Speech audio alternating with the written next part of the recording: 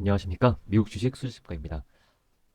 오늘은 우리가 미국에 투자를 해야 하는 그 이유에 대해서 한번 이야기를 나눠보려고 합니다.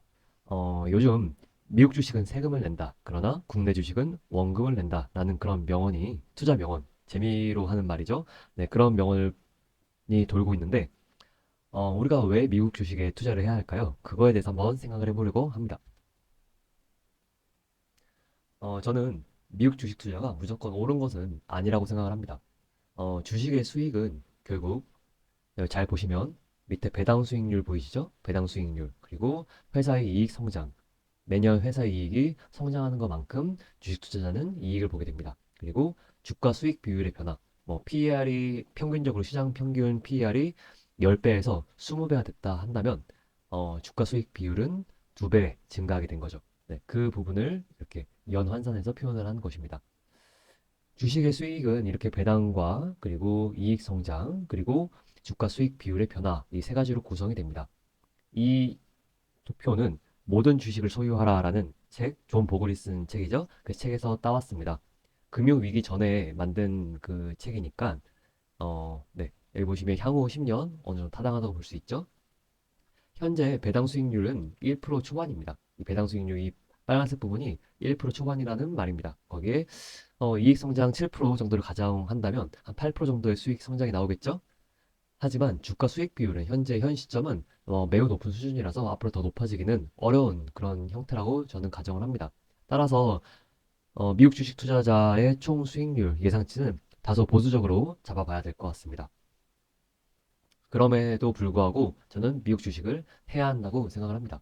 원화 리스크, 대주주 리스크, 장기간 유지된 혁신 산업 생태계, 그리고 장기간 10% 내외의 지수 수익률, 이 네 가지 요소를 중심으로 한번 이야기를 풀어나가 보겠습니다. 원화 리스크를 분산할 수 있습니다. 우리 대부분은 월급을 원화로 받습니다. 그리고 가장 큰 소비인 부동산도 원화로 구매합니다. 또한 우리의 노후를 책임지는 국민연금도 원화로 받을 것이며 예금도 원화로 보유하고 있습니다. 한국 사람이 원화만 갖고 있으면 되는 거 아닌가라는 그런 생각을 할 수 있습니다. 하지만 이는 매우 큰 문제라고 생각을 합니다. 자, 우리 한국인들은 농산물, 식품 이런 모든 것들을 수입을 해야 합니다. 수입을 하지 않으면 매우 비싸죠. 그리고 노후에 해외여행, 즉 미국이나 유럽 이런 나라들로 여행을 가기 위해서는 충분한 자금이 필요합니다. 즉 현지에서 통용될 수 있는 달러가 필요한 상황입니다. 하지만 그 시점에 우리의 원화 자산의 가치가 환율이 매우 안 좋다면 매우 안 좋다면 이러한 여행 또 이러한 수입품 소비는 부담이 될 수밖에 없는 상황입니다. 따라서 저는 원화 리스크를 분산하기 위해서 달러 자산을 가능한 한 많이 가져가야 된다고 보는 입장입니다. 또한 대주주 리스크도 견제할 수 있습니다.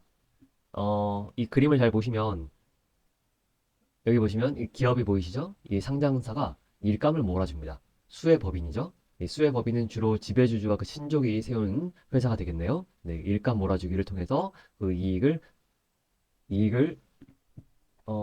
정당하지 않은 방식으로 가져오는 그런 상황이죠. 기업의 이익을 개인 회사로 몰아주기 문제가 발생을 합니다. 사실 이 대주주 쪽에서 이런 상장사의 지분을 많이 갖고 있으면 큰 문제는 없지만 대부분 상장사의 지분을 그렇게 많이 갖고 있지 않습니다. 따라서 배당으로 이 이익을 가져온다면 그 이익은 대부분 대주주에게 돌아가는 것이 아니라 일반 주주들에게 돌아가게 되는 것이죠.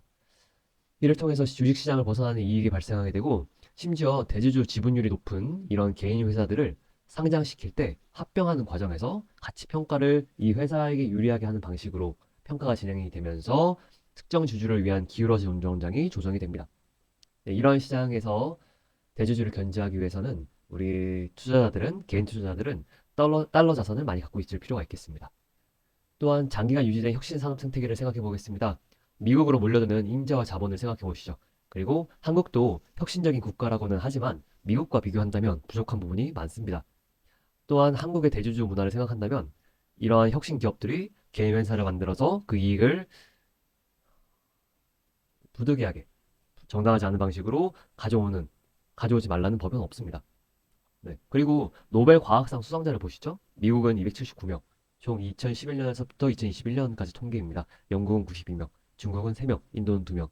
네, 한국은 여기에 비하면 아주 미흡한 그런 실적을 보여주고 있죠. 또한 장기간 10% 내외의 지수 수익률을 유지를 합니다. 과거 100년 동안 미국 주식에 투자를 했을 경우에는 9.5%, 과거 25년 동안은 9.8%의 수익률을 보여줬죠. 한국은 자본시장 역사도 짧고 지수의 수익률 자체도 좋지 않습니다.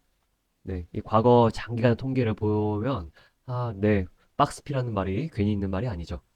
이런 박스피라는 요인에는 코리아 디스카운트라는 그런 부분도 큰 역할을 한다고 봅니다. 그 코리아 디스카운트 파트에는 기울어진 운동장이 큰 역할을 하고 있죠.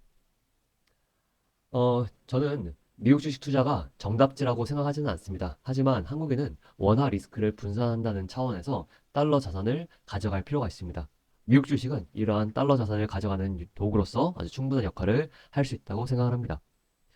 네, 이 방송을 들으시는 투자자 여러분들도 달러 자산을 아주 장기적으로 많이 많이 모아 가질 수 있길 바라겠습니다. 끝까지 시청해 주셔서 감사드리며 구독과 좋아요도 부탁드리겠습니다. 감사합니다.